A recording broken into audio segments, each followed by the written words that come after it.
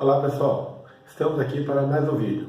É a continuidade do nosso estudo sobre o propósito de Deus para a humanidade.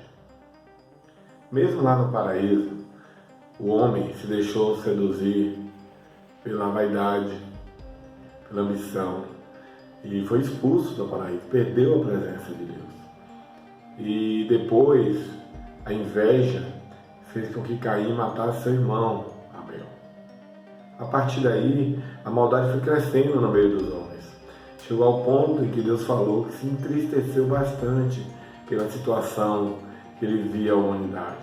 Então ele resolve dar um reset, Ele extermina, devido à maldade, toda a alma vivente sobre a terra, deixando apenas Noé, mas seus filhos, sua esposa, suas noras e os animais que estavam na arca. Todo o restante é exterminado. E novamente Deus reinicia o seu plano, com o mundo, vamos dizer assim, livre daquela maldade inicial. Logo em seguida, quando o homem sai da arca, a gente percebe alguns conflitos, e a maldade permanece. Deus então, ele institui a questão do sacrifício de animais, que havia necessidade da remissão dos pecados de cada um. Lá em Gênesis 11:1 diz o seguinte: e era toda a terra de uma mesma língua e de uma mesma fala. No versículo 4 diz assim: e disseram, eia, edifiquemos nós uma cidade e uma torre, cujo cume toque nos céus, e façamos-nos um nome, para que não sejamos espalhados sobre a face de toda a terra. É interessante, se o homem não tivesse desobedecido a Deus, não haveria necessidade de nós tomarmos cursos de idiomas. Toda a humanidade falava um único idioma. A partir dali, Deus obriga com que o homem se afaste, o homem ele tinha uma ambição no coração de chegar até os céus, então ele tem que se afastar, povoar a terra. Essa é a ideia de Deus para a humanidade. Deus então, ele reinicia o seu processo. Dessa vez ele olha para a terra, na verdade ele olha os corações que estavam na terra, e o coração que agrada a Deus é o coração de Abraão. Mesmo Abraão estando num lugar com bastante idolatria, situações ruins, contra a vontade de Deus, mas ali naquele meio o coração de Abraão agradava a Deus. Então Deus fala o seguinte, Gênesis 12:1. Ora, o Senhor disse a Abraão, sai-te da tua terra, da tua parentela e da casa de teu pai, para a terra que eu te mostrarei. Far-te-ei uma grande nação, abençoar-te-ei e engrandecerei o teu nome, e tu serás uma bênção. E abençoarei os que te abençoarem, e amaldiçoarei os que te amaldiçoarem. E em ti serão benditas todas as famílias da terra.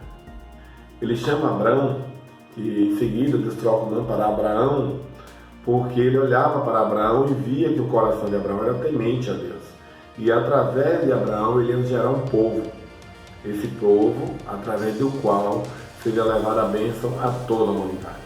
É justamente a nação de Israel, que vai nascer da descendência de Abraão. A partir daí, a Bíblia, ela aponta diretamente para Israel.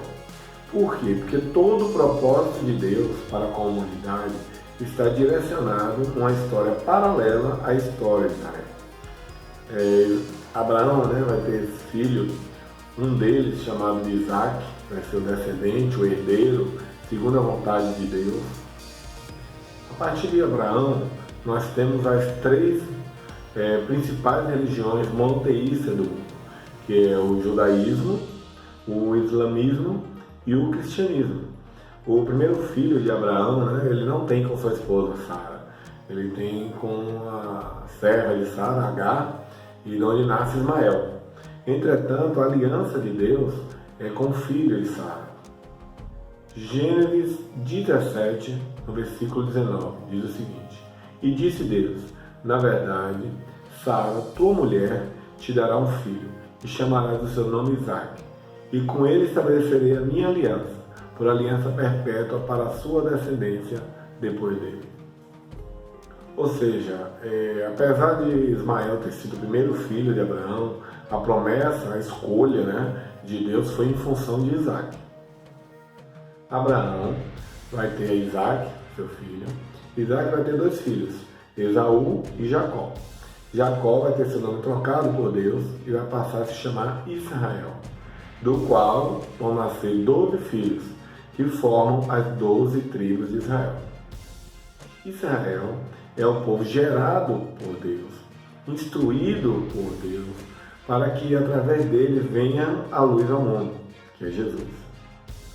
A nação de Israel, ela vai de livre e espontânea vontade para o Egito, convidados por José, que era o segundo no Egito, abaixo de Faraó, só ele mandava em tudo. Então eles vão morar, vão habitar no Egito. Mas o tempo passa, José morre, aquela descendência morre. Também o faraó da época morreu. E com o passar do tempo, o povo de Israel, que era um povo abençoado por Deus, começou a se multiplicar bastante lá na terra do Egito. E isso causou um certo medo do faraó da época. E Faraó faz com que o povo de Israel seja escravizado, com o objetivo de controlar. Ele tinha medo que o Egito fosse invadido e Israel também se tornasse inimigo do Egito. A partir daí, são cerca de 400 anos, até que Deus levanta Moisés para libertar o povo de Israel.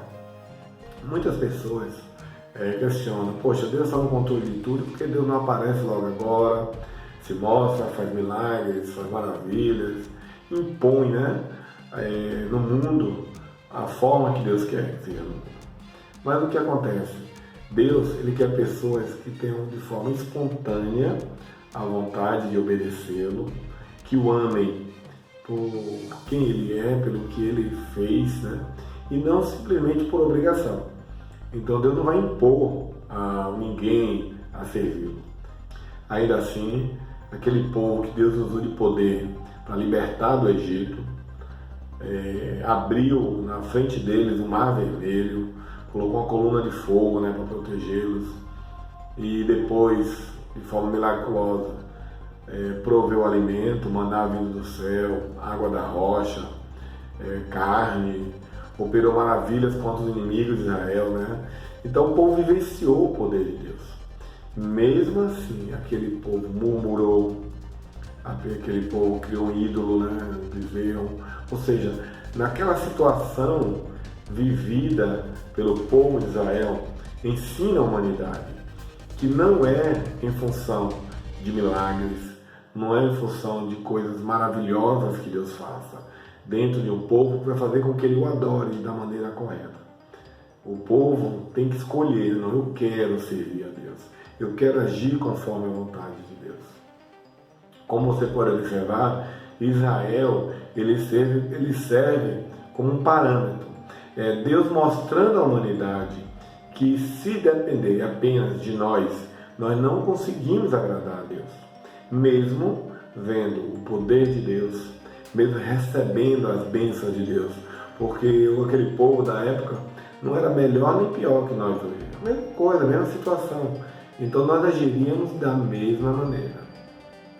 Aquele povo de Israel, devido à sua incredulidade, sua falta de fé, ele é castigado por Deus.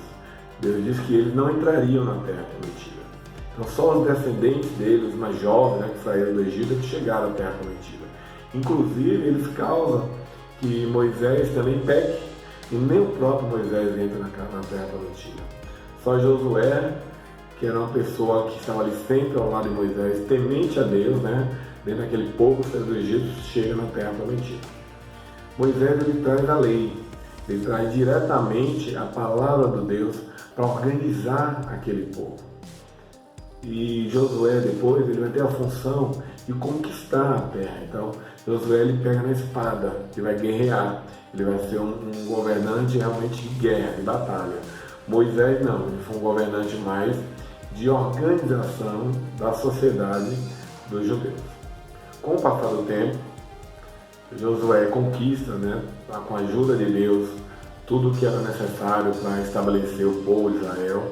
A terra é repartida entre as 12 tribos e as 2 meia-tribos de José, porque José teve 2 filhos no Egito, então a tribo de José é dividida em 2. E em seguida, o povo começa a habitar a terra. Após a morte de Josué, o povo ia se desviando da vontade de Deus. Isso fazia com que Deus permitisse que outras nações vencessem, subjugassem e até escravizassem o povo de Israel. E em determinado momento da história, em que o povo voltava seus olhos e clamava a Deus, Deus enviava juízes. E esses juízes, libertavam o povo de Israel. Juízes famosos como Sansão, e com sua grande força libertou a nação de Israel dos filisteus. Nós também temos Débora, muito famosa, que também libertou Israel. E o tempo passou. O último dos juízes foi Samuel. E Samuel, ele era sacerdote, ele tinha o papel naquela época. O sacerdote, ele recebia os pedidos, o clamor do povo e levava até Deus. E Deus, ele falava com o povo através dos profetas. Chega um determinado momento da história em que a nação de Israel, as pessoas chegam até Samuel e dizem: a gente quer ser igual às outras nações. A gente não quer ser governado através de sacerdotes e profetas. Nós queremos um rei. E isso entristece Deus. Deus então faz a vontade do povo e concede a eles um rei. Um rei conforme os olhos humanos, que era Saul. Ele era um homem forte, bonito e típico de um rei. Aquele encheu os olhos do povo. E ele foi aclamado o primeiro rei de Israel. Mas ele não tinha um coração real. Ele não tinha os atributos de um rei. Então Deus chama agora aquele menininho franzino, Davi. E Davi vai substituir Saul. Depois Davi vai ter um filho, que é Salomão. Cada um desses três grandes reis, eles têm 40 anos de reinado. E Saul peca, erra, faz muita coisa errada, termina morrendo em batalha. Davi assume como um dos melhores reis da história de Israel. Inclusive Davi, ele também é a figura de Jesus.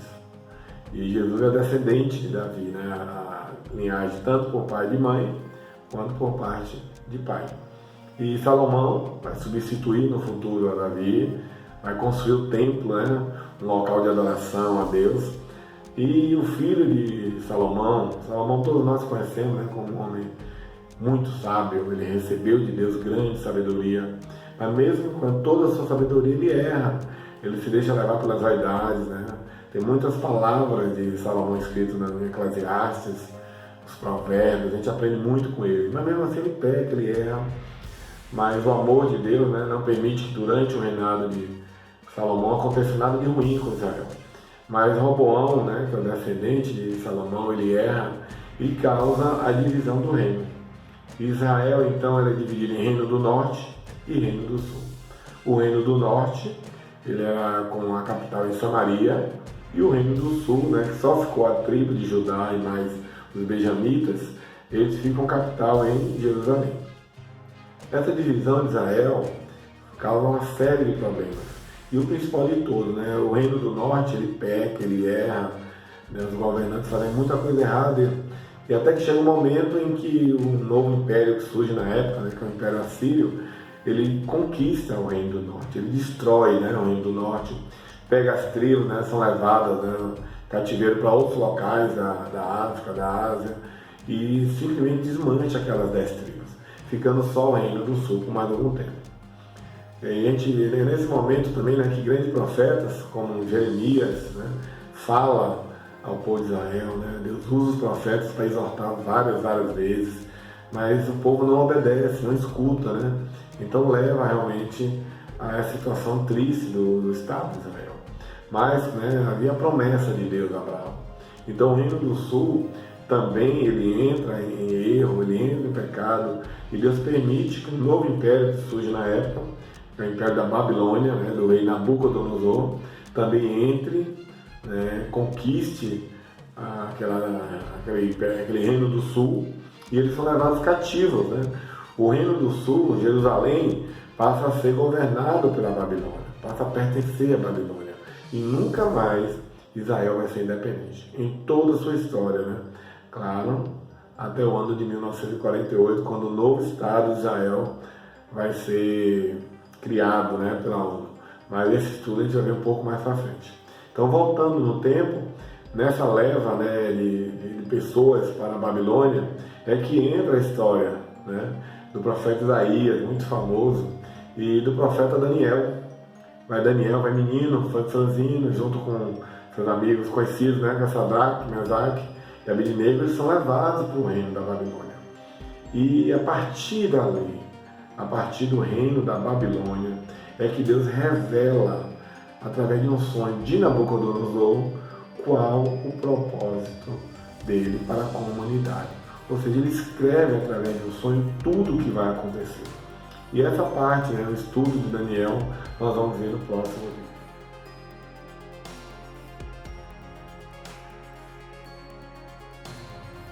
Até o próximo vídeo.